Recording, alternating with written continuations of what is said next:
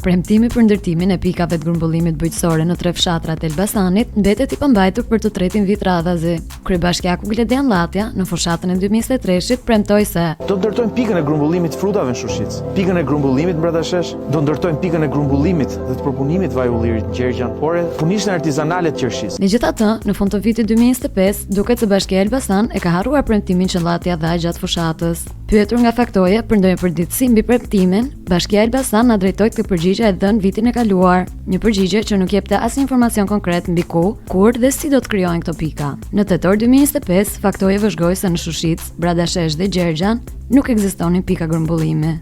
Në 2023-shin, Bashkia e Elbasan na kishte thënë se është menduar që të ngrihet një pikë grumbullimi për frutat në njësinë administrative Shushicë, në vendin e quajtur Ish Qendra e Rezervave të Shtetit. Kështu Faktoja, për të tretin vit radhazi, u nis për tek Ish Rezervat e Shtetit. Pemët e kopshteve nga të dy anët e rrugës përkuleshin nga shegët dhe rrushi. Buz rrugës, vendas të moshuar shisnin prodhimet e Baxhës pavarësisht shiut, ndërsa Qendra e Rezervave të Shtetit duket se po shërben si pikë grumbullimi skrapi, mbushur me motomjete të prishura stivuar në kapica. Po ju, si mendoni?